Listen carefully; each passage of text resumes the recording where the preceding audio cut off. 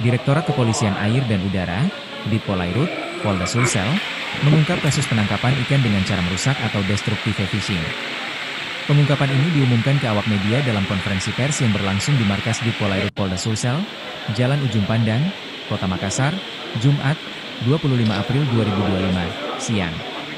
Konferensi pers itu dipaparkan di Polairut Polda Sulsel, Kombes Pol Pitoyo Agung didampingi Kabid Humas Polda Sulsel Kombes Pol Didik Supranoto. Ada 8 dari 9 tersangka yang dihadirkan dengan kondisi tangan terborgol dan wajah bertopeng. Satu tersangka lain mendekam di sel tahanan Polres Boni.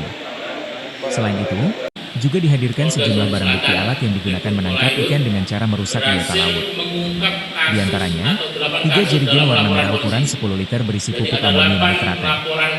3 jerigen warna merah ukuran 5 liter berisi pupuk amonium nitrate. 1 jerigen warna putih ukuran 5 liter berisi pupuk amonium nitrate.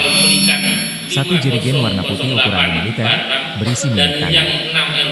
1 jerigen warna putih ukuran 2,5 liter berisi pupuk amonium nitrate. 3 botol plastik ukuran 1,5 liter berisi pupuk amonium nitrate. 1 unit kompor mata sedotan. Sekarang 8 tersangka ada di rutan Polairut, Sulsel, kemudian yang 1 di rutan Polres Boni. Dari hasil keterangan yang sudah kita periksa, makanya tadi disampaikan bahwa kita melakukan pendeteksian awal. Jadi pada waktu bulan Februari yang dikatakan preemptif, selain kita sosialisasi, kita melakukan pembinaan, kemudian kita pemetaan. Kita sudah membangun jaringan-jaringan di masyarakat pesisir dan pulau untuk melakukan pembinaan dan sosialisasi pencegahan distribusi. Kemudian dari hasil pemetaan terdapat informasi-informasi yang diberikan oleh masyarakat pelaku-pelaku produsen. Artinya kita tangkap di sini. Ini adalah selain dia melakukan penyediaan barang, kemudian dia mengolah, kemudian dia mendistribusikan. Nah, distribusi inilah yang digunakan oleh para pelaku-pelaku nelayan untuk melakukan distribusi fishing di laut. Dari pemetaan jaringan di sini, kita bisa mengambil ataupun menarik adanya jaringan-jaringan dari luar Sulawesi Selatan.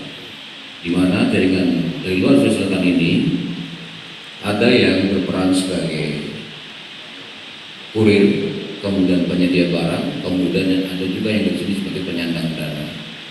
Seperti yang disampaikan tadi di NTB itu telah ditangkap salah satu pemasok, itu juga merupakan DPO daripada Sulawesi Selatan.